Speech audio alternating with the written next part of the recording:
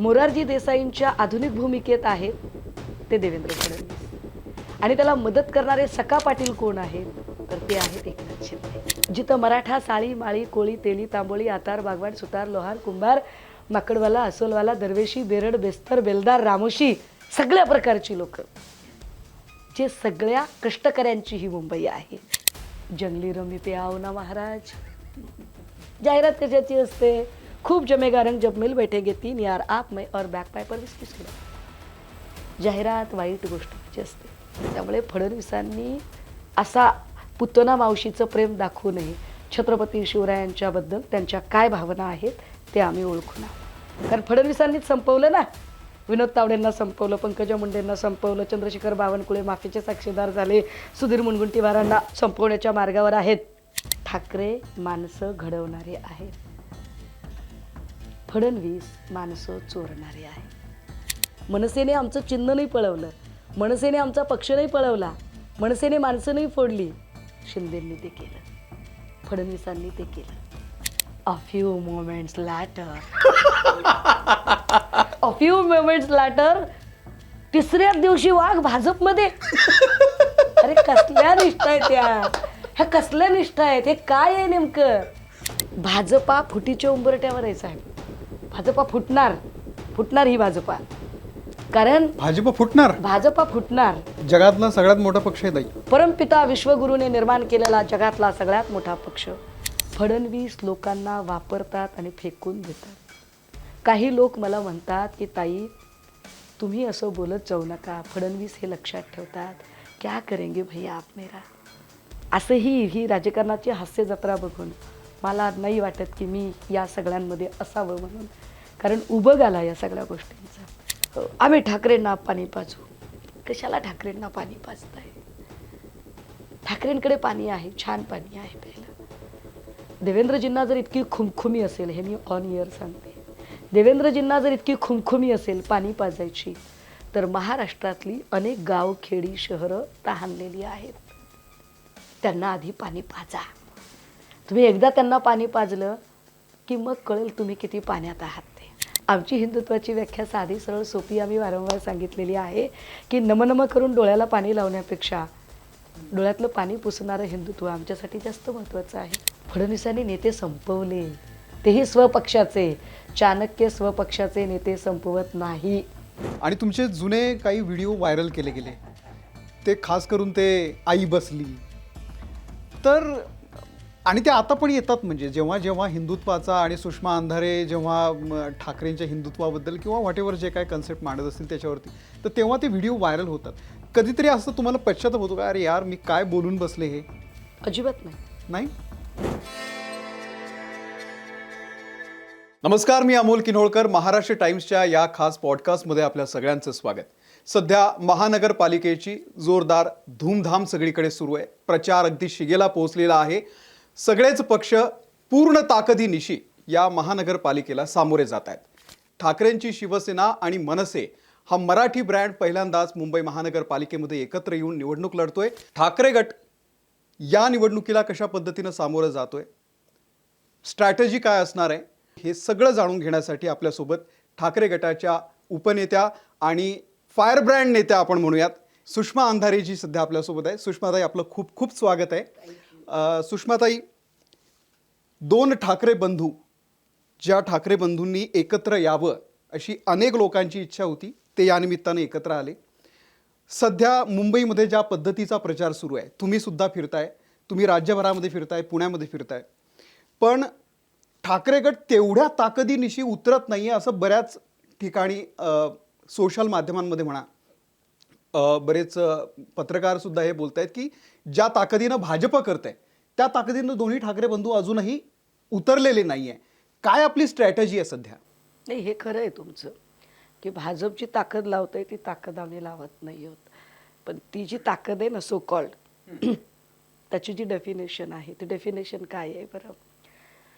भाजप उमेदवार विकत घेत आहे, भाजप उमेदवारांना ओलीस ठेवत आहे, भाजप उमेदवारांना धमकावत आहे, भाजप अर्ज भरलेल्या उमेदवारांना तो अर्ज माघारी घेऊन त्यांचे प्रवेश करून घेत आहे. भाजप प्रचार करते म्हणजे काय करते? तर भाजप हे सगळं करत आहे.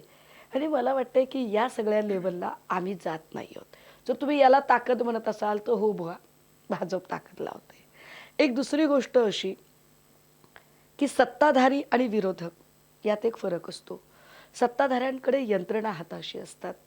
आज घडीला मुंबईचे जर सगळे महत्त्वाचे लोकेशन्स आपण बघितले आणि त्याचे जर होर्डिंग्ज बघितले तर ते सगळेच्या सगळे होर्डिंग हे भाजपच्या जाहिरातींनी भरलेले आहेत.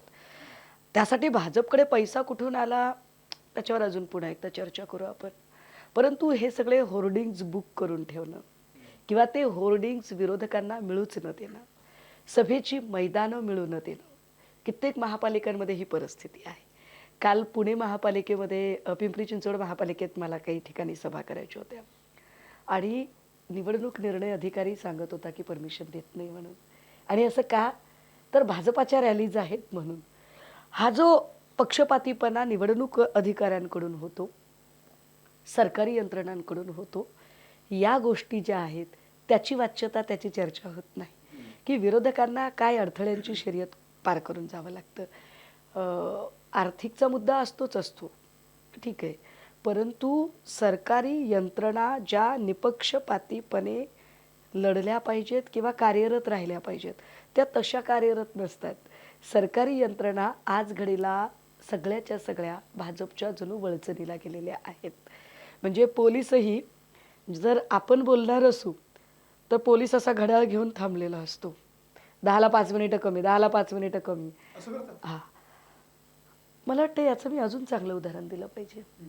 त्या दिवशी आय थिंक 4 वाजता निवडणूक आयोगाची पत्रकार परिषद होती, पण नेमकं त्याच दिवशी माझ्या माहितीप्रमाणे शिंदेंचं एक डेमॉन्स्ट्रेशन काहीतरी चालू होतं आणि ते संपायला अजून एक 8 मिनिटं लागणार होती. आणि निवडणूक आयोग आचारसंहिता जाहीर करण्यासाठी 8 मिनिटं उशिरा खुर्चीत बसलं, हे मी वेगळं सांगायला पाहिजे का? यावर का बरं माध्यमांमधून चर्चा होत नसेल? त्यामुळे ताकद कुठे लावत आहे भाजपा, तर ताकद अशा ठिकाणी लावत आहे. मला वाटतं अशा ठिकाणी ताकद लावून जर तुम्हाला असं वाटतंय की तुम्ही मोठे धुरंधर आहात, अजिबात नाही, तुम्ही धुरंधर नाही आहात. तुम्ही सखा पाटील आहात. सखा पाटील काय आहेत बरं? तर संयुक्त महाराष्ट्राच्या लढ्यामध्ये मुंबई महाराष्ट्रापासून जेव्हा तोडायचा विचार सुरू झाला तेव्हा मुंबई महाराष्ट्रापासून तोडून गुजरातला जोडायची ही महत्त्वाकांक्षा होती तत्कालीन नेते मोरारजी देसाई यांची. आणि त्याला मदत महाराष्ट्रातून होत होती ती नामदार सखा पाटलांची, ज्यांचा उल्लेख पुलं नासका पाटील असं करतात, ना सळका पाटील, नामदार सखा पाटील. आत्ता काय परिस्थिती आहे बरं? आत्ता मोरारजी देसाईंच्या आधुनिक भूमिकेत आहेत ते देवेंद्र फडणवीस आणि त्याला मदत करणारे सखा पाटील कोण आहेत, तर ते आहेत एकनाथ शिंदे. नवीन आहे हे, नवीन आहे सगळं. साहेब आम्ही काहीतरी मांडणी करतोय ना, तात्विक मांडणी करतोय. आम्ही काय म्हणतोय की हे फार महत्त्वाचं आहे, हे समजून घेणं महत्त्वाचं आहे की मुंबई हा त्यांच्यासाठी देशाची आर्थिक राजधानी म्हणून महत्त्वाचा विषय आहे. आमच्यासाठी मुंबई सत्तेचा नाही, काळजाचा विषय आहे. आमच्यासाठी मुंबईकर, इथला मराठी माणूस, इथली मराठी भाषा, इथली मुंबईची आणि मराठी माणसाची सत्ता, मत्ता, अस्मिता हा आमच्या अस्मितेचा विषय आहे. त्यांनी जात धर्माची भांडणं करावी. आम्ही तर वारंवार म्हणतो, शिवसेनेला जसे धर्मवीर आनंद दिघे लाभले ना, तसेच निष्ठावंत साबीरबाई शेखही लाभले आणि ते दोघेही आमच्यासाठी सन्माननीय आहेत. त्यामुळे आमच्यासाठी काय महत्त्वाचं आहे बरं, तर आमच्यासाठी मराठी तितुका मिळवावा, महाराष्ट्र धर्म वाढवावा.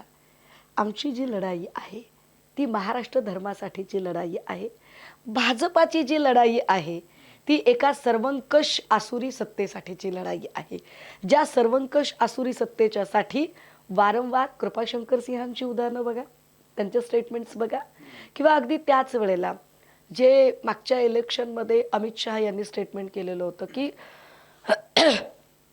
येणाऱ्या 2029ला आम्हाला हमें किसी की बैसाखियों की कोई जरूरत नहीं है. कोण बैसाखी, कोण कुबड्या? शिंदे आणि अजितदादा.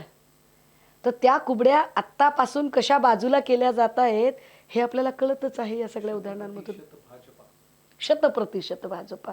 आता हे जे ताकद लावणं आहे, तर अशा पद्धतीने ताकद लावणं म्हणजे हुकुमशाहीकडची वाटचाल आहे. सॉरी, ठाकरे अशा पद्धतीची ताकद लावू इच्छित नाहीत. ठाकरेंची जी ताकद आहे ती मराठी माणसांची मूल्यात्मक लढाई वाढवण्याची ताकद आहे. ठाकरेंची जी लढाई आहे ती नैतिक धैर्य उंचावणारी लढाई आहे.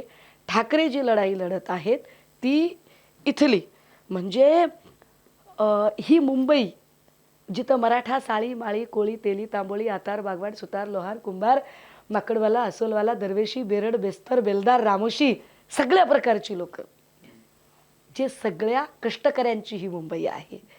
ही मुंबई जी शाहीर अमर शेखांनी, लोकशाहीर अण्णाभाऊ साठेंनी ज्या मुंबईचं वर्णन केलं होतं की कष्टकऱ्यांची मुंबई आहे, ही तलम साडीची, ही जॉर्जेटच्या साडीची, ही टाटाच्या गाडीची, आणि त्या सगळ्या मिनी इंडस्ट्रीज आणि मोठ्या इंडस्ट्रीजवर राबणारा जो कष्टकरी आहे, जो घाम गाळणारा माणूस आहे, त्याच्या अस्तित्वाची ही लढाई आहे.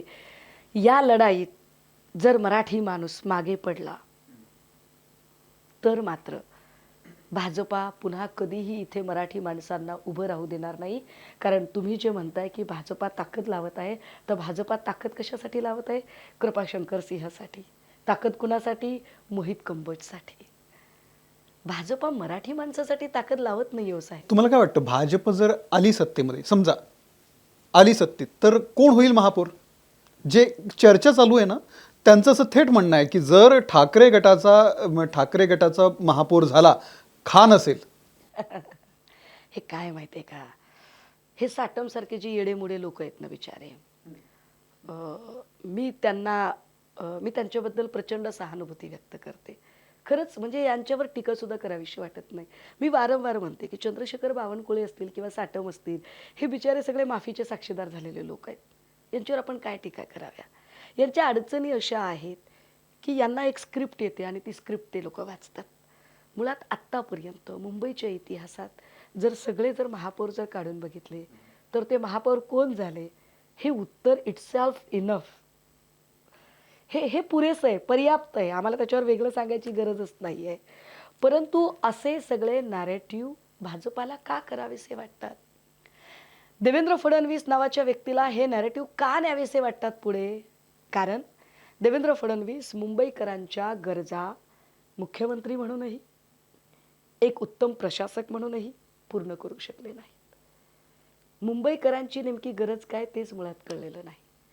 जे लोक आम्हाला विचारतात की तुम्ही मराठी माणसांसाठी काय केलं, तर आम्ही वारंवार सांगतो की 2017चा आमचा जो निवडणूक जाहीरनामा होता तो 90 to 95%, 90 ते 95% आम्ही पूर्णत्वाला नेला आहे.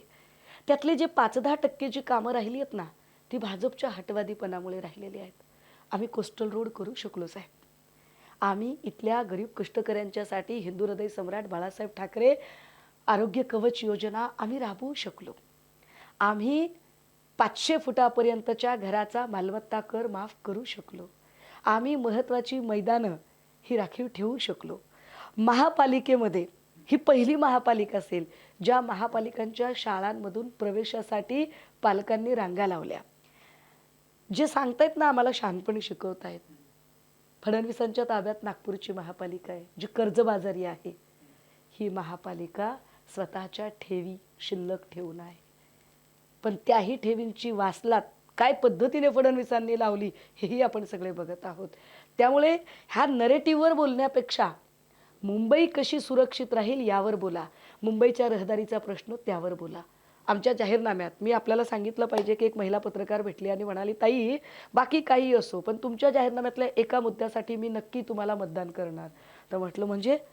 तर तिने सांगितलं की साधारणतः म्हणजे आता या टाइम्स ऑफ इंडियाचं आपलं ऑफिस आहे, इथून सरळ जर आपण 25 किलोमीटर जर पुढे जायला लागलो तर एकही महिलांच्यासाठीचं स्वच्छतागृह नाही आहे.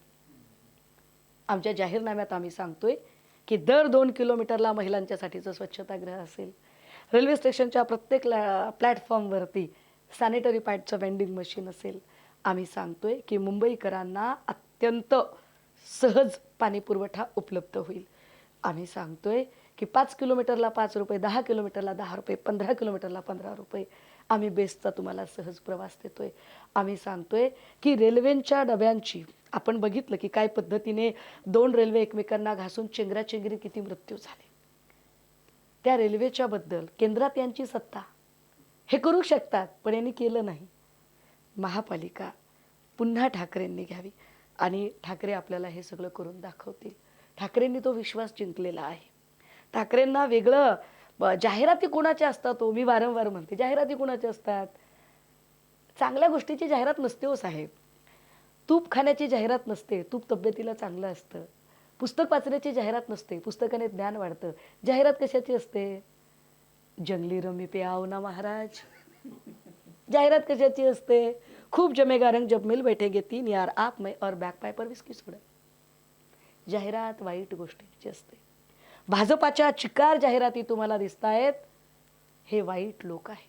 ते म्हणतात आमच्या यांची मुंबईवर वाईट नजर आहे. विकासाच्या आम्ही केलेला विकास आम्ही जनतेपर्यंत सांगणार की आम्ही हे केलं. आणि ज्या योजनांचा तुम्ही मगाशी उल्लेख केला त्यांचं असं म्हणणं आहे, आम्ही केल्या त्या कोस्टल रोड, मेट्रो, त्याचे आम्ही सगळे फोटो आणि व्हिडिओ फुटेज रिलीज केले.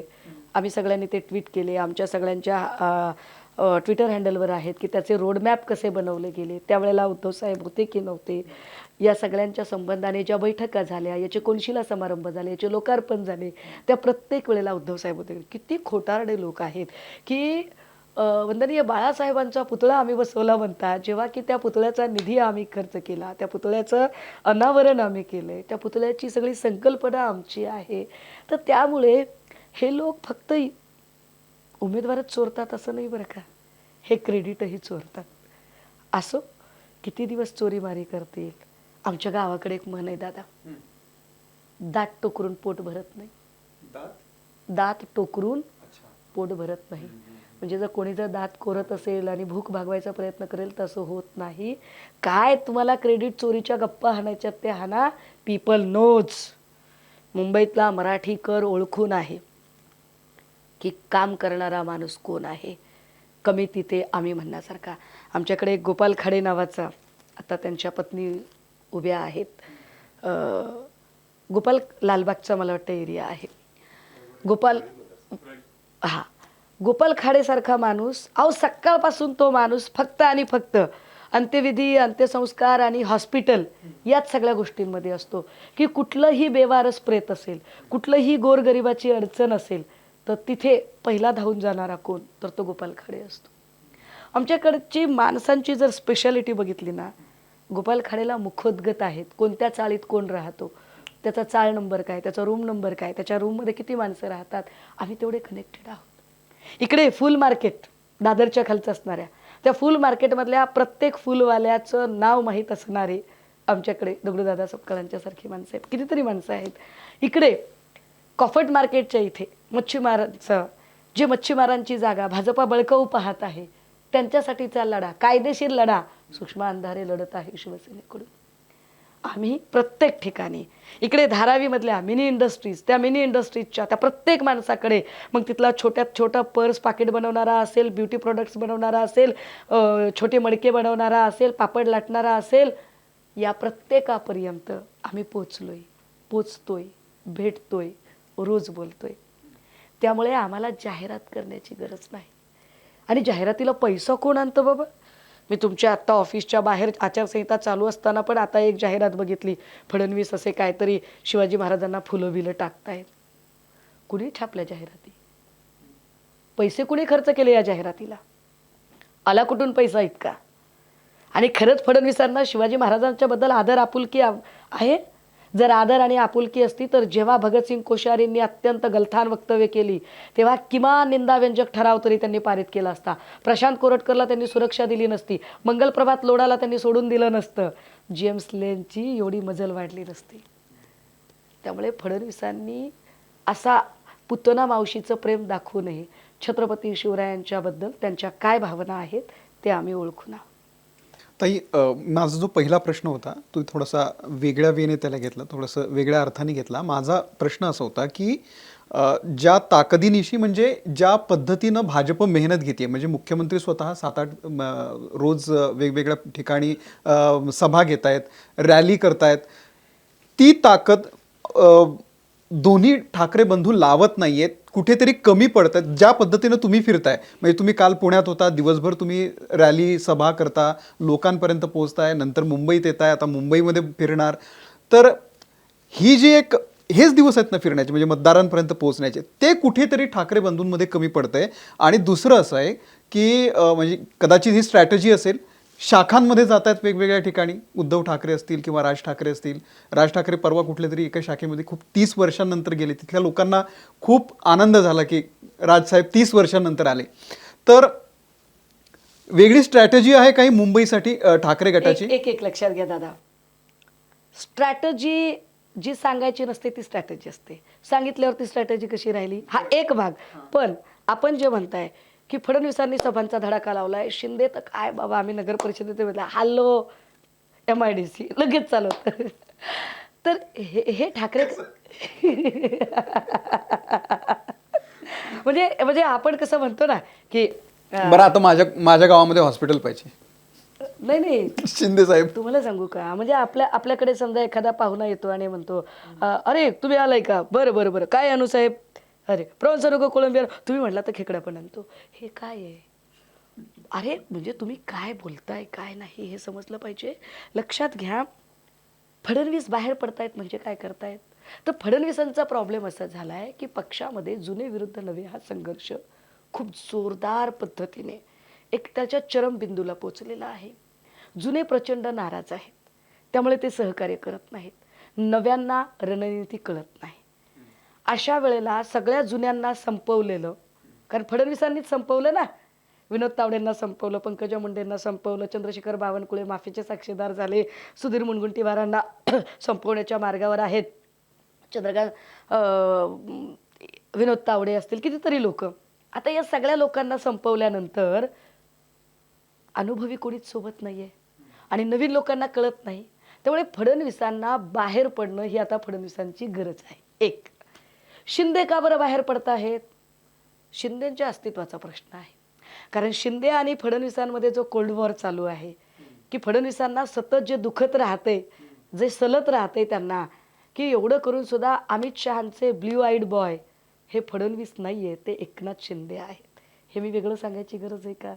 तर त्यामुळे एकनाथ शिंदेंना ते सगळं बाहेर पडणं भाग आहे. आता अशा सगळ्या परिस्थितीत ठाकरेंना हे सगळं करायची गरज काय? ठाकरेंनी असं केलेलं नाही इतकं तत्वहीन राजकारण की जुन्यांना डावला नव्यांना घ्या, हे केलं नाही. म्हणजे उदाहरणार्थ मी सांगायचं झालं तर तेजस्विनी घोसाळकर, अभिषेक घोसाळकरांची हत्या झाली. तुम्ही पक्ष बदला, त्याच्याबद्दल मला काही बोलायचं नाहीये, तुमची काही कारणं असू शकतात, पण तुम्ही कुणाला लॉयल आहात? तुम्ही तुमच्या कुटुंबाला लॉयल असत नाहीत. की आपल्या नवऱ्याची हत्या झाल्यानंतर जे मुख्यमंत्री म्हणतात की कुत्रं मांजर जरी गाडी खाली आलं तरी मला बोलाल का? जे कुत्र्या मांजराची पातळीवर त्या माणसाला, एका मृत व्यक्तीला नेतात, त्याच्यासोबत त्याच्या पक्षात प्रवेश होऊ शकतो. ही कुठली तत्वहीनता आहे? हे कोणत्या पातळीचं राजकारण आहे? असं राजकारण ठाकरेंनी कधीही केलेलं नाही. त्यामुळे ठाकरे ग्रेट ठरतात. ठाकरेंमध्ये आणि फडणवीसांमध्ये गुणात्मक फरक आहे. फडणवीसांनी कितीही लोक घेऊ देत, प्रवेश करून घेऊ देत, जे विस्तार दिसतोय ना तो विस्तार नाहीये, ती सूज आहे भाजपला आलेली. आणि सूज हे आजारीपणाचं लक्षण असतं.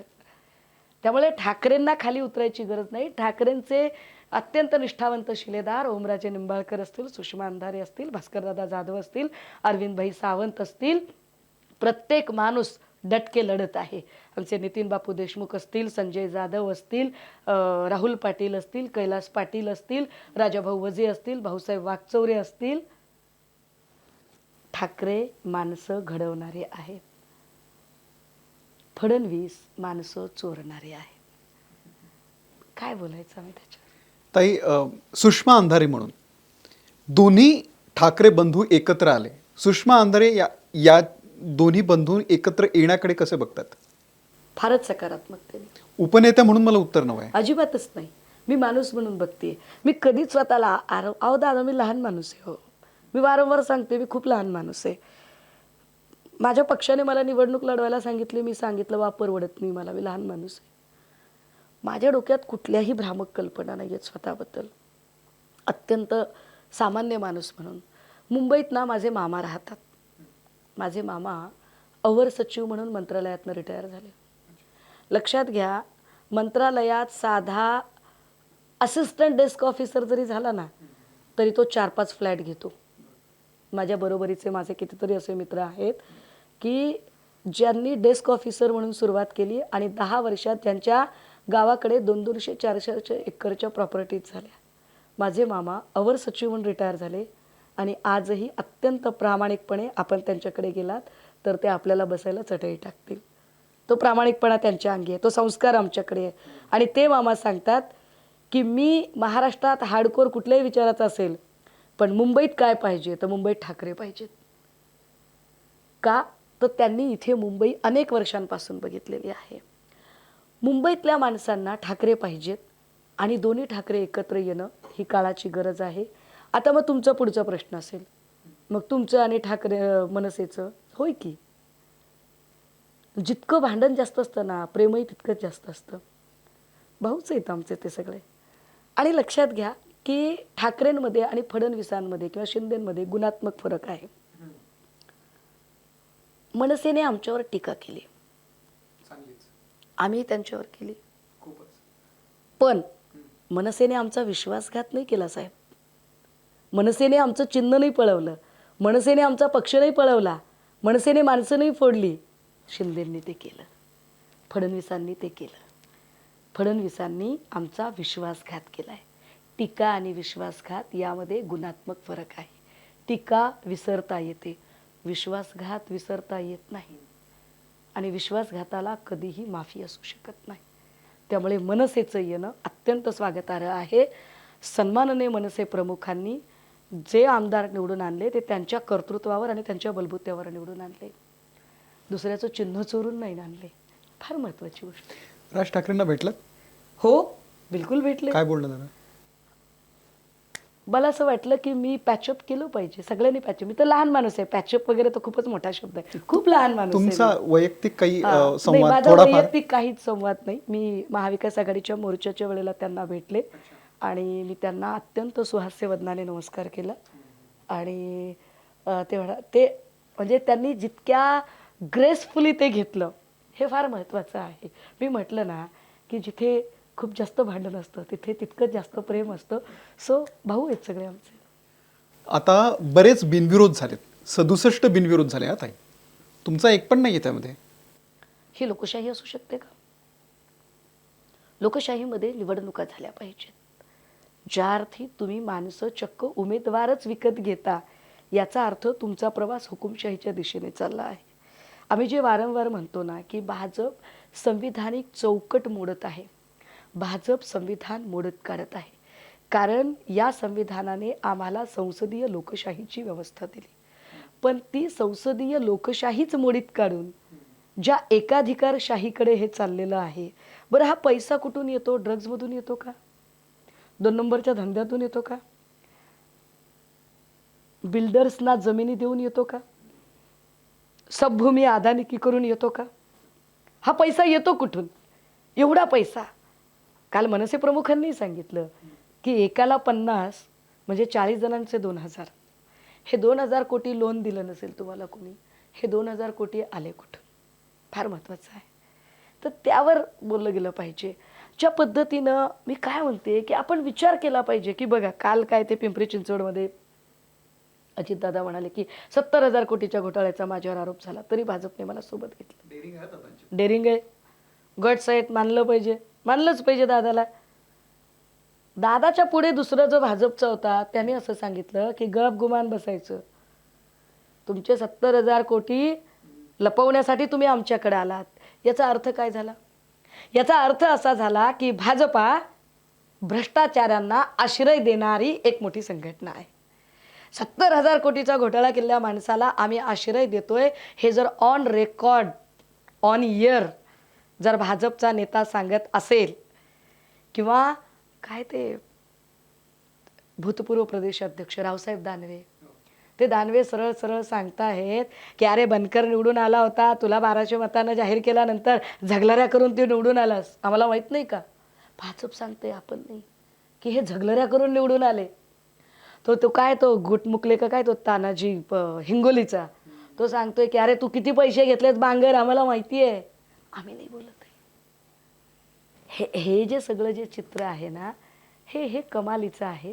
अशा पद्धतीने जर उमेदवार विकत घेतले जात असतील, हास्य जत्रा झाली हो, राजकारणाची हास्य जत्रा झाली. म्हणजे तसे तो उमेदवारी अर्ज नाकारल्यानंतरच्या अनेक ट्रेंडिंग व्हिडिओ झाले. एक ट्रेंडिंग व्हिडिओ हाईट होता. मला स्क्रोल करताना दिसला. मला वाटतं करमाळ्याचं कोणीतरी बागल नावाचं उमेदवार आहे आणि तो असं भाषण करत होता. तो म्हणत होता की दुनिया में शिंदे, तो एकनाथ शिंदेना उद्देशून सांगतोय. एकनाथ शिंदेनी सुद्धा सावध राहिलं पाहिजे अशा लोकांपासून. एकनाथ शिंदे खूप पैसे देत आहेत म्हणून लोक जात आहेत त्यांच्याकडे, पण अहो कुबेराचा खजानाही कुणाला पुरत नसतो. मग एकनाथ शिंदेनी पण ते भान ठेवलं पाहिजे. ते म्हणते की शिंदे साहब आपके लाखों चाहने वाले होंगे, उन लाखों में से मैं एक हूँ. शिंदे साहब कभी ऐसा हो सकता है कि आपके चाहने वाले चंद होंगे, उन चंद में से मैं एक रहूँगा. पुढे तो म्हणतो की खुदा न खास्ता शिंदे साहब कभी ऐसा हो सकता है कि इस दुनिया में सब लोग आपको छोड़ के चले जाए और कोई एक आपको चाहने वाला बचेगा, वो मैं रहूँगा. त्याच्या पुढे जाऊन तो म्हणतो कि शिंदे साहब अगर कभी वो एक भी चाहने वाला ना रहे तो समझ लेना कि मैं इस दुनिया में नहीं हूँ. काय निष्ठा आहे. पण a few moments later तिसऱ्याच दिवशी वाघ भाजपमध्ये. अरे कसल्या निष्ठा आहेत त्या, ह्या कसल्या निष्ठा आहेत, हे काय आहे नेमकं? हे हे हे मूल्यहीनतेचं राजकारण ना, हे देवेंद्रजींनी रुजवलं. 2014 ते 2014 ते 2024 हे जे पर्व आहे ना सगळं आत्ताचं, हे राजकीय राजकारणाच्या नीतिमूल्यांचं जे राजकारण होतं त्याच्या ऱ्हासाचं पर्व म्हणून ओळखलं जाईल. आणि या ऱ्हासाच्या पर्वाचे शिल्पकार कोण असतील तर ते देवेंद्र फडणवीस असतील. की देवेंद्र फडणवीसांनी जे हे सगळं नासवून ठेवलं ना, याचा परिणाम फक्त विरोधकांवर होतोय असं नाही आहे. देवेंद्र फडणवीसांची मी ऑन इयर मटाच्या या मुलाखतीत अत्यंत गांभीर्यानं जबाबदारीनं सांगते. मला कल्पना आहे की देवेंद्र फडणवीस कदाचित आपल्याकडे आजच बोलायला येणार आहे. विचारा त्यांना की भाजपा फुटीच्या उंबरट्यावर आहे साहेब. भाजपा फुटणार ही भाजपा. कारण भाजपा फुटणार. जगातला सगळ्यात मोठा पक्ष आहे ताई. परमपिता विश्वगुरूने निर्माण केलेला जगातला सगळ्यात मोठा पक्ष. परमपिता विश्वगुरूंना मी हे इतक्या कॉन्फिडेंटली सांगू शकते, त्याचं कारण आहे. बघा, देवयानी फरांदेचं आणि माझं ड्रगच्या प्रकरणात त्या माझ्यावर चिडल्या, आगपाखड केली, ते काही असो, एक वैचारिक लढाई आहे. त्या एका वेगळ्या ध्रुवावर आहेत, त्या संघ विचाराच्या आहेत, मी पुरोगामी विचारांची आहे. दोघी एका ध्रुवावर कधी येणं शक्य नाही. पण देवयानी फरांदेच्या डोळ्यातलं पाणी फार महत्त्वाचं होतं. किंवा नितीन गडकरी जी म्हणताहेत की नवे घेताय पण जुन्यांचं काय, त्यांची व्यवस्थापन लक्षात ठेवा. किंवा सुधीर भाऊ जेव्हा म्हणतात की शनी शिंगणापूर नंतर आमचा एक पक्ष आहे की ज्याला कुठेच कडी कोयंडा नाही आहे. हे जर आपण बघितलं ना साहेब, आणि त्यानंतर उमेदवारी अर्जाच्या वेळेला ज्या पद्धतीने भाजपाने जुन्या लोकांना डावललं आणि बाहेरून आलेल्या लोकांना तिकीटं दिली, आणि जुन्या लोकांमध्ये म्हणजे काय सांगता येईल त्याला, तर हे जे सगळं आहे, हा आक्रोश, हा रोष हा बाहेर पडणार ना. तो बाहेर पडायला सुरुवात झाली आहे. मला वाटते काल पण एका 16 वर्ष काम करणाऱ्या एका महिला पदाधिकारीने संभाजीनगरमध्ये राजीनामा दिला. कित्येक लोक बाहेर पडत आहेत आणि बाहेर पडणार लोक. आज घडीला विरोधकांच्या बरोबरीने फडणवीसांना जर कोंडीत पकडून जर कोणी प्रश्न विचारत असतील तर ते सुधीरभाऊ मुनगंटीवार आहेत.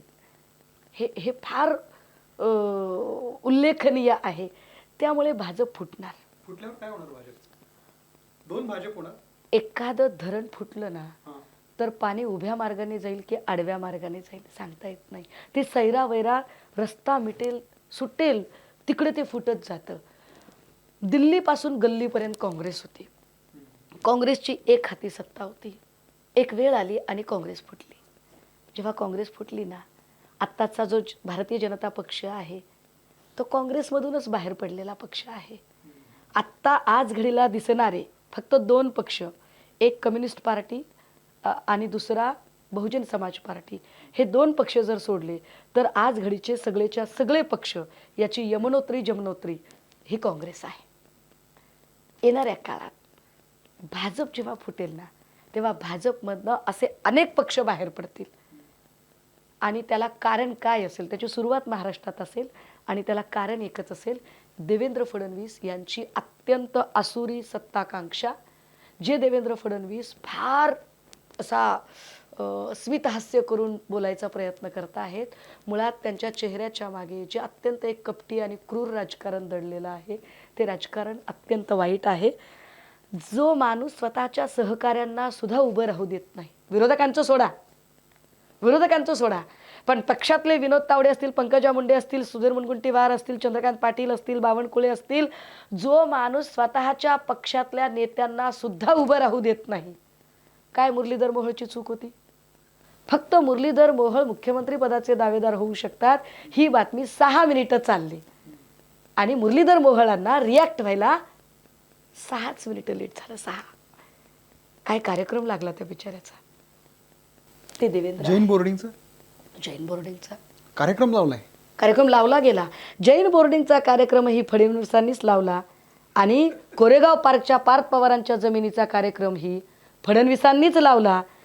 जे देवेंद्र फडणवीस म्हणतायत की मी तर पैदाइशीच हिंदू आहे, तर पैदाइशी हिंदूला का कळलं नाही की अकोटमध्ये कुणासोबत आपण युती करावी? MIM सोबत युती करण्यापर्यंत तुमची मजल जाते.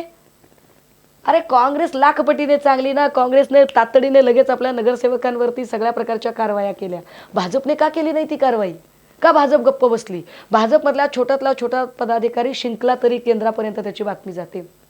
एक आमदार युतीपर्यंतची गोष्ट करतो आणि फडणवीसांना कळत नाही. शक्य आहे हे? लिटमस टेस्ट घेतात फडणवीस की चला धकलं तर धकू द्या. पुण्यामध्ये ज्या एक उमेदवारी देऊन त्यांनी माघारी घेतली, काय फडणवीसांना कळत नसेल? अहो फडणवीस लग्नाला होते. नाव महत्वाचं नाहीये, व्यक्ती महत्वाची नाहीये. फडणवीसांचं नाही, अजिबात महत्वाचं नाहीये. तुम्ही जर 50 पक्ष फिरून याल आणि 50 ठिकाणाहून माया जमा कराल तर त्याला काहीच अर्थ नाहीये, ते सोडून द्या. आता जाऊ दे ना साहेब, काही मोह खोलवा देऊ. असे खूप लोक रडले हो. असेल आपल्याला काही ते माहित नाही, त्याच्यावर काही मला बोलायचंच नाहीये. जे गलिच्छ पद्धतीचं राजकारण आत्ता फडणवीस करतायत ना, आणि फडणवीसांना वाटतंय की मी काही केलं तर लोक जमवून घेतील, तर नाही. मला वाटतंय की RSS त्यांना प्रत्येक ठिकाणी आरसा दाखवते. मी जे म्हणते ना की भाजप फुटीच्या उंबरठ्यावर आहे, तर RSSला सोबत घेऊन जाणारी भाजपा आणि RSSच्या विरोधात चालणारी भाजपा, असे सगळ्यात मोठे 2 फ्रिक्शन्स असतील. हे मी फार जबाबदारीने फार गांभीर्याने बोलते मी. कारण बाकी काही असो, मी RSSच्या विचारांची नाही, पण RSSच्या स्वयंसेवकांनी भाजपाची सत्ता उभी करण्यासाठी घेतलेली मेहनत नाकारता येणार नाही. किरीट सोमय्या भलेही त्याचे काय व्हिडिओ बाहेर निघो, त्याचे व्हिडिओ बाहेर काढण्यात हेच लोक आहेत. काहीही असो, पण किरीट सोमय्या भाजपची सत्ता आणण्यात त्या माणसाचा मोठा सहभाग होता. पण त्या किरीट सोमय्याला सुद्धा कशा पद्धतीने संपवलं गेलं हेही आपण बघितलंच की. फडणवीस लोकांना वापरतात आणि फेकून देतात. काही लोक मला म्हणतात की ताई तुम्ही असं बोलत जाऊ नका, फडणवीस हे लक्षात ठेवतात, क्या करेंगे भैया आप मेरा. असंही ही राजकारणाची हास्य जत्रा बघून मला नाही वाटत की मी या सगळ्यांमध्ये असावं म्हणून, कारण उभं आला या सगळ्या गोष्टींचा. तर ताई हे जे सीझनल निष्ठावान आलेले आहेत, ज्यांना AB फॉर्म पाहिजे, उमेदवारी पाहिजे, तिकीट हवंय, विकासासाठी हे जे सगळे हपापलेले आहेत, ते तुम्हाला आता या प्रचाराच्या दरम्यान भरपूर भेटत असतील. काय अनुभव आहे तुमचा? तुमचे तर 2 म्हणजे तिकीट मिळाल्यानंतर गेलेत, 2 दिवस प्रचार केल्यानंतर. कोथरूडमधलं प्रकरण अगदी कोथरूडमधलं प्रकरण थोडंसं वेगळं होतं. खरं तर त्या उमेदवाराने खूप खर्च केला होता, पण त्याची अडचण अशी झाली की त्या पॅनलमध्ये जे इतर काँग्रेसचे लोक होते ते सहकार्य करत नाहीत, मग माझे पैसे पाण्यात जातील, एक अस्थिरता त्याच्या मनात होती. पण जरी ती अस्थिरता असली तरी त्याने जो निवडलेला मार्ग आहे, म्हणजे मी काँग्रेसच्या उमेदवाराला सांगेल हे करण्यासाठी रोगापेक्षा इलाज भारी केला त्याने. हे वाईट होतं. पण ह्या सगळ्यांच्या मुळाशी जरा गेलं पाहिजे की हे लोक असं का करतात बरं. भाजप फार सत्शील आहे म्हणून भाजपकडे यांना जावं असं वाटतंय का? भाजप फारच लोकाभिमुख राजकारण करणारी आहे आणि लोकांच्या प्रश्नावर अत्यंत पोटतिडकीने बोलणारे आणि इम्प्लिमेंटेशन लेवलला जाऊन अंमलबजावणीच्या पातळीवर जाऊन काम करणारे लोक आहेत म्हणून लोक भाजपकडे जातात का? नाही. त्यांना असं वाटतं की साम दाम दंडभेद आणि त्याच्यापेक्षा अजून काही, हे सगळं करून काहीही करून सगळ्या यंत्रणापणाला लावून भाजपमधून उमेदवार निवडून आणतो. आणि म्हणून ती निवडून आणण्याची मोदी है तो मुमकिन आहे, मोदी की गॅरंटी. तर ती गॅरंटी काय आहे की मी पोलीस यंत्रणा पणाला लावेल, मी ईडी, इलेक्शन कमिशन, CBI सगळं पणाला लावेल, पण मी तुला निवडून आणेल. आणि अशा पद्धतीने इतकं जर तत्वहीन राजकारण करायचं असेल तर मग कशाला बॅलेट पेपर आणि कशाला निवडणुका घ्यायच्या? मग ऑप्शन ठेवा ना. नगरसेवकांच्या पदाचे लिलाव काढले पाहिजे आणि लिलाव काढून मग ते ज्याला परवडतं त्याने ते पिक केलं पाहिजे. त्या वाईट पद्धतीने की लोकांना सुद्धा या सगळ्यांवर विश्वास ठेवावासा वाटत नाही. म्हणजे मला खूप आश्चर्य वाटतं की एकमेकांवर टीका टिप्पणी करण्यामध्ये जे महत्त्वाचे प्रश्न आहेत त्यावर चर्चा होत नाही. जसं की समजा आता काय देवेंद्रजी काहीतरी म्हणाले की आम्ही ठाकरेंना पाणी पाजू. कशाला ठाकरेंना पाणी पाजताय? ठाकरेंकडे पाणी आहे, छान पाणी आहे प्यायला. देवेंद्रजींना जर इतकी खुमखुमी असेल, हे मी ऑन इयर सांगते, देवेंद्रजींना जर इतकी खुमखुमी असेल पाणी पाजायची तर महाराष्ट्रातली अनेक गाव, खेडी, शहरं तहानलेली आहेत. त्यांना आधी पाणी पाजा. तुम्ही एकदा त्यांना पाणी पाजलं की मग कळेल तुम्ही किती पाण्यात आहात ते. कारण देवेंद्रजी फार अजिबात नाही, ते आक्रमक नाही आहेत, ते असुरक्षित आहेत. माणूस भावनिकदृष्ट्या असुरक्षित असला की तो जास्त चवताळल्यासारखा बोलतो. त्यांचं जे चवताळलेपण आहे ते भावनिक असुरक्षिततेतून आलेलं चवताळलेपण आहे. ठाकरेंना तसा आक्रस्ताळेपणा करायची गरज नाही. ठाकरे शांतपणे बोलत आहेत कारण ठाकरेंचा बेस तितका पक्का आहे. मुंबईतला बेस नक्की पक्का आहे आणि मुंबईकर आणि मुंबईतला मराठी माणूस हा ठाकरेंच्या सोबत आहे खात्रीने. ताई, कुठेतरी विरोधकांमध्ये एकवाक्यता नाही आहे. दोघांनी म्हणजे महाविकास आघाडी म्हणून जर ही निवडणूक लढली असती तर काही वेगळं चित्र असतं पुण्यामध्ये, मुंबईमध्ये? कदाचित चित्र वेगळं असतं का, तर मला वाटतं की त्याच्यात मी आत्ता काही पडू इच्छित नाही किंवा मला ते आत्ता नेमकेपणाने काही सांगता येणार नाही. पण जो प्रश्न महाविकास आघाडीला लागू होतो ना, तोच महायुतीला पण लागू होतो. म्हणजे महायुतीमध्ये तरी काय आहे मला सांगा. म्हणजे मुंबईमध्ये शिंदे फडणवीस एकत्र बसतात. म्हणजे मुंबईमध्ये शिंदेंना बघून फडणवीस हम दिल दे चुके है सनम म्हणतात. पण अंबरनाथमध्ये ते शिंदेंना बाजूला ठेवतात. अंबरनाथमध्ये मात्र ते अजून दुसऱ्याच कोणाला तरी जवळ करतात आणि शिंदेंकडे बघून हम आपके है कौन म्हणतात. तर हे जे आहे की हम दिल दे चुके सनम और हम आपके है कौन, हे लोकांना कळत नाही का? MIM ते तर अजून वर्स्ट प्रकरण आहे. म्हणजे तुम्ही फडणवीसांकडे जी भाजपा, तत्वनिष्ठ भाजपा होती ना, अटलजींची भाजपा, प्रमोद महाजन साहेबांची भाजपा, सुषमा स्वराज किंवा मुंडे साहेब या लोकांनी बघितलेली भाजपा ती वेगळी होती. ती भाजपा आत्ता नाही आहे. आत्ताची भाजपा ही कणा नसलेली, तत्व नसलेली, अत्यंत निकस अशी भाजपा आहे. आणि या भाजपाचे बोलघेवडे जे त्यांचे प्रवक्ते वगैरे तेही तसे सुमार दर्जाचे असतात. कारण त्यांच्यात जे खरंच ताकदीनं कुणी मांडणारे होते ते बिचारे केशवा माधवा करत सतरंजा उचलण्यात धन्यता मानतायत. काही ते सगळं केशवा माधव समजने वाले को इशारा काफी है. ताई, पण पुण्यामध्ये तुमची बरीच बैठका सुद्धा झाल्या. काँग्रेससोबत झाल्या, राष्ट्रवादीसोबत झाल्या, तुम्ही रात्रभर बसलात त्यांच्यासोबत, चर्चा झाली आणि मग काय झालं की दोन राष्ट्रवादी ज्या एकमेकांचं तोंड बघत नव्हत्या त्या एकत्र आल्या? काय झालंय काय पुण्यामध्ये असं नेमकं हुकलं काय? नाही नाही मला पुण्यातलं गणित अजून कळलं म्हणजे पुणे तिथे काय उणे असं जे म्हणतात तर राजकारणातल्या सुद्धा या सगळ्या घडामोडी बघता पुणे तिथे काय उणे याचा अनुभव घेता येईल. ज्या पद्धतीने आधीच्या वाटाघाटी बोलाचाली बैठका अर्धा दिवस इकडे बैठक अर्धा दिवस तिकडे बैठक ते फ्यू मोमेंट्स लॅटर जितकं उमेदवारांना आणि मतदारांना लागू होतं तितकं ते नेत्यांनाही लागू होतं की फ्यू मोमेंट्स लॅटर काय करतायत लोक ते म्हणजे जे फडणवीस म्हणतात की पवार तो चक्की पीसिंग आणि ते नंतर मग सत्तेसाठी एकत्र बसतात फ्यू मोमेंट्स लॅटर किंवा नवाब मलिकांचा उल्लेख जे दाऊद सारखा करतात आणि तेच नंतर नवाब मलिकांच्या शेजारी सभागृहात बसायला तयार होतात. ते हे जे सगळं आहे ना मी वारंवार जे म्हणते ना की मूल्याधिष्ठित राजकारण ऱ्हास पावत चाललंय का आणि त्या ऱ्हासाचे शिल्पकार फडणवीस आहेत हे माझं पुन्हा पुन्हा म्हणणं आहे. कारण ज्या मूळ मुद्द्यांवर चर्चा व्हायला पाहिजे काय चर्चा असले पाहिजे बरं महापालिकेचे समजा मुंबईसारख्या महापालिकेमध्ये चर्चा करायची आज घडीला म्हणजे हे जगातील अनेक जी महत्त्वाची शहरं आहेत त्यापैकी एक शहर आहे जगातल्या शहरांपैकी ही कॉस्मोपॉलिटियन सिटी आहे आणि अशा सिटीमध्ये आत्ता हवेची गुणवत्ता कमालीची खालावलेली आहे. ही हवेची गुणवत्ता वाढवण्याच्यासाठी इथे अधिकाधिक पर्यावरणपूरक कार्यक्रम राबवणं गरजेचं आहे. पण तसं न करता सिमेंटची जंगलं कशी वाढतील आणि अदानींचा प्रॉफिट कसा वाढेल याकडे जर भाजप लक्ष देत असेल तर हवेच्या गुणवत्तेवर कोण बोलणार? कशासाठी तुमचं पर्यावरण मंत्रालय काम करते? इथला जो मूळ मुंबईकर आहे मग इथला मच्छीमार असेल ते म्हणतायत की मच्छीमाराला आम्ही सोसायट्यांमध्ये आम्ही त्याला शिफ्ट करू. मग त्याने त्याच्या बोटी कुठे लावायच्या? त्याने त्याची सुकट मासळी कुठे वाळत घालायची?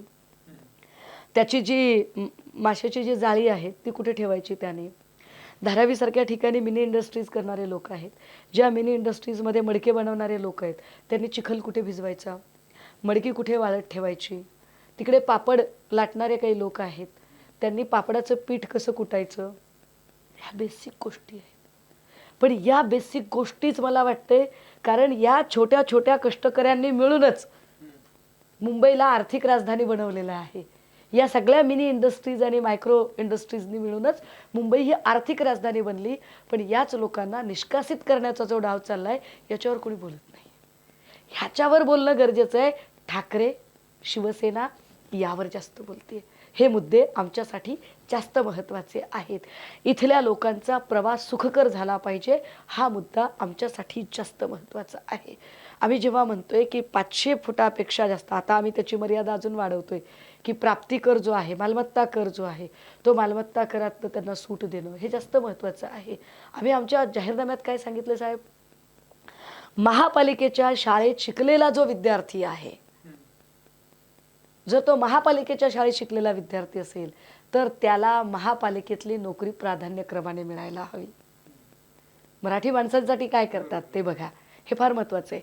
मी काल परवा एक जे आपले फूड ब्लॉगर असतात त्या फूड ब्लॉगरमधला एक ब्लॉग बघत होते. मला वाटते विजयजींचा तो ब्लॉग होता आणि त्या ब्लॉगमध्ये एक माऊली सांगत आहे 10-12 बायका थांबलेल्या आहेत आणि त्या म्हणतात की आम्ही खारदांड्याच्या आहोत आम्ही आगरी आहोत आणि आम्हाला BMCने स्टॉल दिलेले आहेत.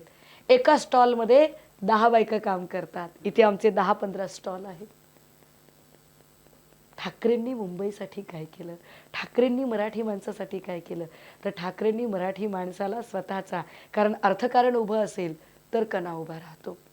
ठाकरेंनी तो अर्थकारणाचा स्वाभिमानी कणा उभा केलेला आहे आणि तो कणा अधिक सशक्त करण्यासाठी पुन्हा BMC जे म्हटलं ना सखा पाटील आणि मोरारजींच्या हातात जाऊन देता कामा नये म्हणून आमचं लढणं क्रमप्राप्त आहे. म्हणून आम्ही लढलं पाहिजे. नाही ताई तुम्ही आता बरोबर विषय काढलात अदानींचा विषय काढलात. विरोधकांमध्ये तरी कुठे एकवाक्यता या सगळ्या मुद्द्यांवरून म्हणजे महाविकास आघाडी म्हणून तुम्ही विधानसभा लढलात लोकसभा लढलात तेव्हा तुम्ही मतं घेतलीत. जेव्हा महानगरपालिका आल्या तुम्ही वेगवेगळे झालात. अदानींसोबत बारामतीमध्ये कसा कौटुंबिक कार्यक्रम होतो आपण बघितलंय. इकडे ठाकरे बंधू म्हणजे मला आठवतंय 2 वर्षांपूर्वी उद्धवजी ठाकरे तिथे जाऊन धारावीमध्ये जाऊन त्यांनी आंदोलन केलेलं होतं आणि त्याच महाविकास आघाडीचा भाग असलेले शरद पवार तिथे अदानींसोबत काय कार्यक्रम करतात. मग जर विरोधकांमध्ये एकजूट नसेल, एकवाक्यता नसेल, तर सत्ताधाऱ्यांना बोलून तरी काय फायदा. म्हणजे सत्ताधाऱ्यांनी एवढी जबाबदारी विरोधकांची सुद्धा आहे. मी आपल्याला सांगितलं पाहिजे की महाविकास आघाडीच्या एकजुटीवर जेव्हा प्रश्न उभे केले जातात ना, तर असेच प्रश्न महायुतीवर सुद्धा उभे केले जावेत. कारण मुंबईत एकत्र लढणारी शिंदे फडणवीस, पुण्यामध्ये काय धिंगाणा झालाय इकडे लक्ष द्यावं. आणि दुसरी गोष्ट मला वाटतंय खासदार सुप्रिया सुळे यांनी आपल्याच कुठल्या तरी मुलाखतीमध्ये सांगितलं की आम्ही आमचे संबंध लपवले नाहीत. हो, आम्ही आहोत प्रो कॅपिटलिस्ट. आता त्यांचा एक स्वतंत्र पक्ष आहे, त्या पक्षाचा एक अध्यक्ष आहे, एक कार्याध्यक्ष आहे, त्याची एक यंत्रणा आहे, त्याचं नेटवर्क आहे, त्याची ऑल ओव्हर महाराष्ट्रात त्यांचे पदाधिकारी आहेत आणि त्यांना वाटतंय की त्यांना अदानीसोबतचे संबंध जपायचे आहेत. तो त्यांचा भाग आहे. शिवसेना एक स्वतंत्र पक्ष आहे, शिवसेना एक स्वतंत्र संघटना आहे, पदाधिकारी आहे, त्याचा एक प्रोटोकॉल आहे आणि आम्हाला वाटतं की नाही, मुंबई अदानीच्या घशात आम्हाला नाही जाऊ द्यायची. धारावीची माणसं जर तुम्ही मिठागरांच्या पलीकडे जर निर्वासित करत असाल तर हे चुकीचं आहे आणि शिवसेना त्याच्या विरोधात आवाज उठवणार. विधानसभेला आम्ही एकत्र लढत होतो. विधानसभेला पूर्ण महाराष्ट्राचा विचार करून ते लढत होतो. पण महानगरीय जेव्हा आम्ही विचार करतोय तेव्हा महानगरीय विचारांमध्ये आमच्यासाठी अदानीच्या घशात मुंबई जाऊ द्यायची नाही, हा आमचा महत्त्वाचा विचार आहे आणि त्यावर आम्ही काम केलं पाहिजे. आणि या कामात जर असं वाटलं राष्ट्रवादीला की नाही, आम्हाला तर अदानींच्या सोबत जायचं आहे, तर शुभेच्छा. आलात तर तुमच्यासह, नाही आलात तर तुमच्याशिवाय लढणं आम्हाला क्रमप्राप्त आहे आणि आम्ही लढणार नाही. पण यामध्ये मतदारांशी सुद्धा द्रोह होतो असं वाटत नाही. म्हणजे महाविकास आघाडी म्हणून तुम्ही एकत्र मतं घेता, महानगरपालिका तुम्हाला वेगवेगळ्या लढायच्या नाही, आम्हाला पूर्ण आमच्या मतदारांशी असणारा जो द्रोह आहे, जो प्रश्न महाविकास आघाडीला विचारला जातो, तो प्रश्न महायुतीला सुद्धा विचारू ताई, त्याचा प्रश्न नाहीये. एमआयएमशी युती करून हिंदुत्ववादावर मतं घेणारे विचारणार आज मी विचारतो प्रश्न. पण असा आहे आणि आज तुम्ही प्रश्न विचारल्यावर ते काय सांगणार हे मी आधीच सांगते मटाला. हा, तुम्ही जेव्हा प्रश्न त्याचं असं आहे की आम्ही त्यांना नोटीस पाठवली ना, आम्हाला तेव्हा अरे नोटीस, कारवाई करा ना. जी हिम्मत काँग्रेसने दाखवली, मी म्हणते मटाने प्रश्न विचारावा की जी हिम्मत काँग्रेसने दाखवली नगरसेवकांना डायरेक्ट निलंबित करायची, ती हिम्मत भाजपा दाखवणार आहे का? तर आम्ही म्हणू की भाजपा खरंच विचाराधीन राजकारण त्यांना सोबत. हा, याचा अर्थ भाजप आता ती भाजप राहिलेली नाही. आता फडणवीसांची भाजपा ही सत्ता पिपासू भाजपा आहे. बरं, आता सगळीकडे पक्षप्रवेश जोरदार सुरू आहे. तुम्हाला काय ऑफर विफर येते की नाही? झूट बोलून आयुष्य सजवण्याची निमंत्रणं आली नाही असं नाही, परंतु ही कविता आहे, ही कविता आहे, फार सुंदर कविता आहे. फक्त ती मला पूर्ण आत्ता पाठ नाहीये. नाही, अजिबात नाही. इतका मोठा कवी मी अजिबात नाहीये. परंतु असं झूट बोलून आयुष्य सजवावं का? तर नाही, अजिबात नाही. कारण माझं वारंवार म्हणणं आहे की मी जगात कोणालाच आन्सरेबल नाही, पण मी माझ्या लेकीला आहे आणि तिच्या कुठल्याही लेकराला आपली आई, आपला बाप आयकॉन असतात, ते हिरोईक असतात. माझ्या लेकीच्या नजरेत जर मी हिरोईक मॉडेल असेल तर मी तिच्या नजरेतलं ते हिरोईक मॉडेल अजिबात डॅमेज करता कामा नये. एक वेळ आपण राजकारण सोडून शांतपैकी घरात बसूया, छान बसूया आपण. पण अशा पद्धतीने शिंदे, भाजप आणि मग ती तू मय सॉरी, तुमची जी पार्श्वभूमी आहे ती तशी बघितली तर पुरोगामी चळवळीची होती आधीपासून आणि एका कट्टर हिंदुत्ववादी इमेज असलेल्या शिवसेनेमध्ये तुम्ही जेव्हा आलात, कुठेतरी वैचारिक काय म्हणतो आपण, एक वैचारिक बैठक थोडीशी हलते, थोडीशी कधी अडचण होते भूमिका घेताना? अजिबातच होत नाही. तुम्ही बघितलं असेल की मी ज्या ठामपणे भूमिका मांडते, फलटणचा मुद्दा असेल, ड्रग्सचा मुद्दा असेल, वैष्णवी हगवण्याचं प्रकरण असेल, तर ह्या सगळ्या प्रकरणावर पक्ष माझ्यासोबत ज्या अर्थी ताकदीने उभा असतो त्या अर्थी पक्षाचा आणि माझा विचार एक आहे. एक दुसरं असं आहे की हिंदुत्वाची व्याख्या जी भाजप करतं ती आम्ही करत नाही. म्हणजे भाजपची जी व्याख्या आहे हिंदुत्वाची की इलेक्शन पुरतं लोकांना हिंदू मुस्लिम हिरवा भगवा करायचं आणि इलेक्शन संपलं की एमआयएम सोबत युती करून सत्तेत बसायचं, सॉरी, ती आमची हिंदुत्वाची व्याख्या नाही. आमची हिंदुत्वाची व्याख्या साधी सरळ सोपी आम्ही वारंवार सांगितलेली आहे की नमनम करून डोळ्याला पाणी लावण्यापेक्षा डोळ्यातलं पाणी पुसणारं हिंदुत्व आमच्यासाठी जास्त महत्त्वाचं आहे. भडकाऊ भाषणं करून लोकांची घरं पेटवणाऱ्या हिंदुत्वापेक्षा गोरगरिबांच्या चुली पेटवणारं हिंदुत्व आमच्यासाठी जास्त महत्त्वाचं आहे. हिंदूंच्या पोरांची माथी तुम्ही भडकवली आहे, त्याचं काय करणार आहात तुम्ही? नाही, पण आता जो आरोप होतो की उद्धव ठाकरेंनी हिंदुत्व सोडलं, बरं ते बरं बरं बरं, हिरवे झालेत ते आता. वा वा वा वा, हा, तर खूपच छान. तुम्ही या हिंदुत्वाकडे कसं बघता? म्हणजे बाळासाहेब योगायोगाने मी ठाकरेंचं हिरवी हिंदुत्व साडी वेगळं नेसून आली आहे होतं, बरं. हा. बाळासाहेब ठाकरेंचं हिंदुत्व वेगळं होतं आणि उद्धव ठाकरेंचं हिंदुत्व आता वेगळं झालंय असं तुमचं म्हणणं आहे का? तुमच्या मते काय नाही, हिंदुत्व नाही, म्हणजे? असं असं अजिबात नाही. मी आपल्याला म्हणजे वंदनीय बाळासाहेबांचं एक कोट सांगितलं पाहिजे. ते असं म्हणतात की हिंदुस्थानमध्ये आम्ही हिंदूच आहोत आणि महाराष्ट्रात आम्ही मराठीच. फार महत्त्वाचं आहे. मी जे म्हटलं ना मगाशी की जसे आम्हाला धर्मवीर आनंद दिघे महत्त्वाचे तसे आम्हाला साबीरबाई शेख सुद्धा महत्त्वाचे. दोघांनीही निष्ठा दाखवल्या, दोघांनीही पक्षासाठी काम केलं. जे आम्हाला म्हणतात ना की आमचं हिंदुत्व धोक्यात आलं का बरं, तर आम्ही काँग्रेसशी घरोबा केला. मग अंबरनाथमध्ये तुमचं हिंदुत्व काय खुंटीला टांगलं काय? ते तर टायटॅनिक जहाजसारखं गेलं ना, गेलो हो साहेब. आणि तुम्ही तिकडे अकोल्यामध्ये डायरेक्ट MIM सोबतच गेलात. त्याचं काय म्हणजे काँग्रेस सोबत गेल्यावर हिंदुत्व धोक्यात येतंय, तर MIM सोबत गेल्यावर काय हिंदुत्व पवित्र होतं का? हिंदुत्व असं ऊर्जादायी आणि असं चैतन्यमयी आणि असं जागृत होतं का? तुम्ही एक दिवसात बोलल्यानंतर त्यांनी मागे घेतली होती लगेच. याला हिंदुत्व म्हणतात ते. काडीनं खाल्लं काय आणि बचक्यानं खाल्लं काय? खाल्लं ना तुम्ही, हे जास्त महत्त्वाचं ना. बाटलात हे जास्त महत्त्वाचं. लोकांनी म्हणजे जेव्हा संघाने कडाडून विरोध केला, लोकांनी वेड्यात काढलं, तेव्हा फडणवीसांनी माघार घेतली. मी पुन्हा तेच म्हणेल की आमदार प्रकाश बहार साकळेने हा निर्णय एकट्याने घेणे शक्यच नाही आणि फडणवीसांना हे माहीत नाही असं शक्यच नाही. तुम्ही एखाद्याला उमेदवारी देता आणि ती उमेदवारी दिल्यावर तुम्ही माघार घेता, तुम्हाला माहीत नसतं. तुम्ही तिकडे लग्नाला जाता, तुम्ही लाख गोष्टी करता, तेव्हा तुम्हाला माहीत नसतं काही. कुणाला वेड्यात काढताय? फडणवीस आज घडीला कमालीचे सत्ता पिपासू झालेले आहे. फडणवीसावर फार तुम्ही नाही, माझा काय राग असणार आहे बरं त्या माणसावर? राग आहे काही वेगळा? मी काही निवडणूक लढली आहे का एखादी? त्यांनी काही मला निवडणुकीत पाडलंय का? माझा एखादा घोटाळा आहे का? चाणक्य म्हणतात त्यांना. गावठी लक्षात घ्या. गावठी चाणक्य काय कन्सेप्ट आहे जरा मला सांगा ना. चाणक्य कुणाला म्हणतात? गावठी चाणक्य तेच ही सांगते. कन्सेप्ट मला जर सांगा. चाणक्य कुणाला म्हणतात? जो नेते घडवतो त्याला चाणक्य म्हणतात. ज्याला चाली आणि प्रतिचाली कळतात. समोरच्याची चाल बघून आपली प्रतिचाल टाकणं आणि 2 चाली अधिकच्या डोक्यात ठेवणं त्याला चाणक्य म्हणतात. तुमची चाल हुकते प्रत्येक वेळेला. तुम्ही अंबरनाथमध्ये आधी तुम्ही एकत्र येता काँग्रेस सोबत, मग माघार घेता, चाल परत घेतली. चाणक्य अशी चाल परत घेत नाही.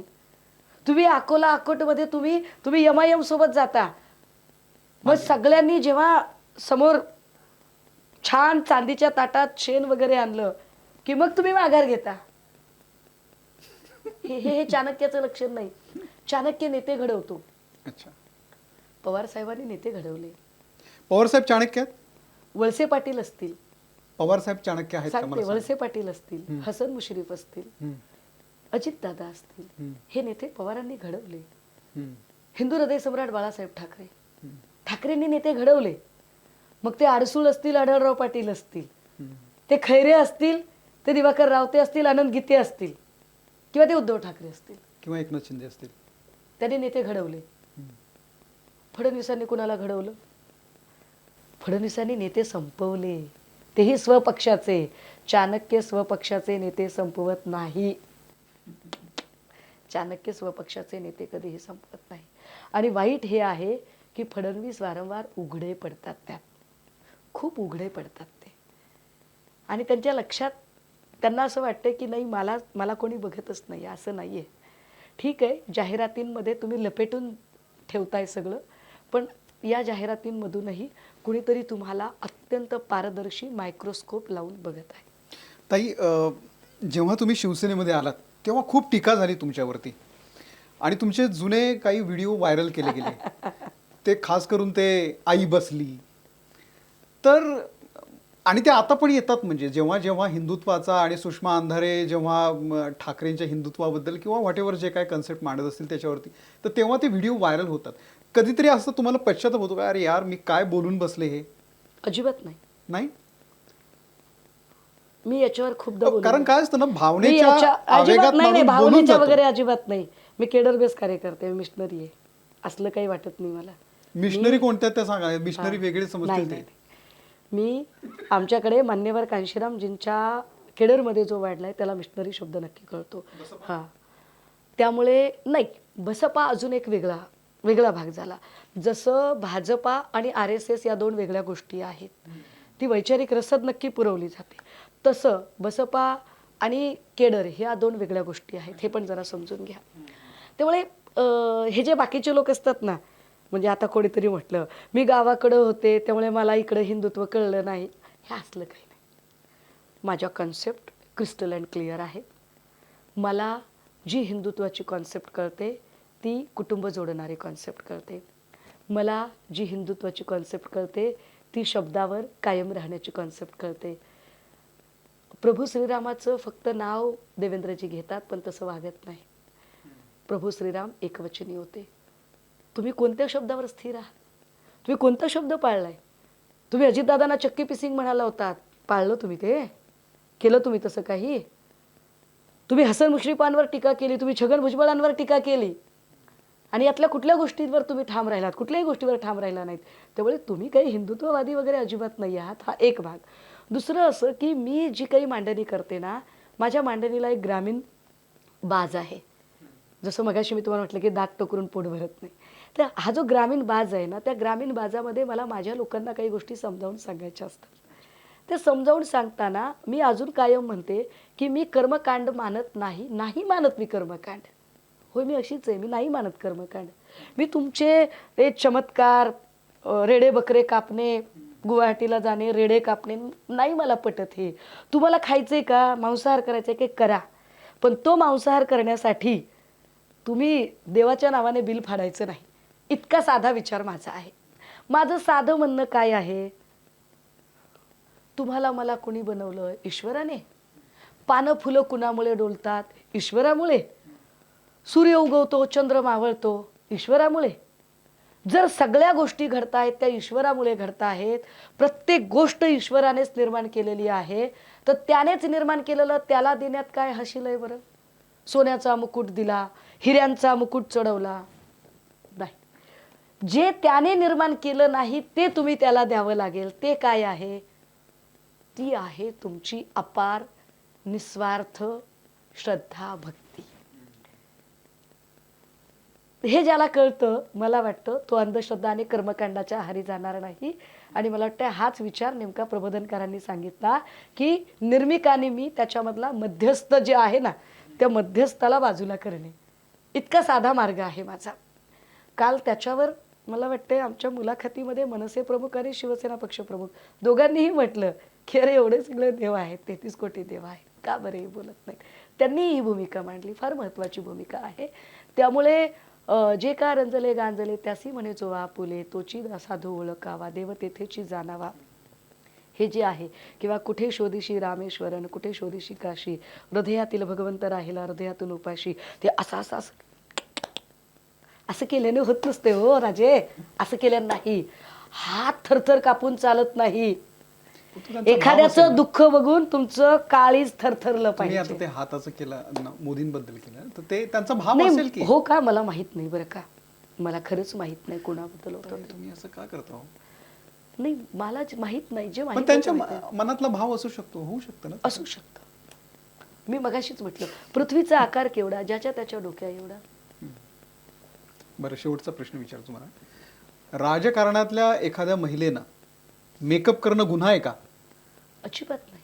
करावा, खूप छान करावा, छान दिसणं. मग तुम्हाला काय प्रॉब्लेम आहे? एखादी महिला जर मेकअप करत असेल, छान साड्या नेसत असेल, दागिने घालून, मला काय प्रॉब्लेम असायचं कारण नाही. बिलं मला द्यायची आहेत का प्रॉब्लेम असेल मला? मग कशाला तुम्ही त्यांना रश्मिका मंदाना म्हणताय? कोण? कुणाला? कुणाला म्हणते? रुपालीताई चाकणकरांना. Oh my God, oh my God, oh my God. तुम्हाला खरं सांगू, हा माध्यमांनी उभा केलेला संघर्ष आहे. मुळात ज्यांना आम्ही राजकारणीही समजत नाही आणि ज्यांना आम्ही का activist त्यांनी समजत राजकीय नाही. त्या एका पक्षाच्या एका पदावरती आहेत त्या. असेल असेल असेल असेल बाबा, काही सांगता येत नाही.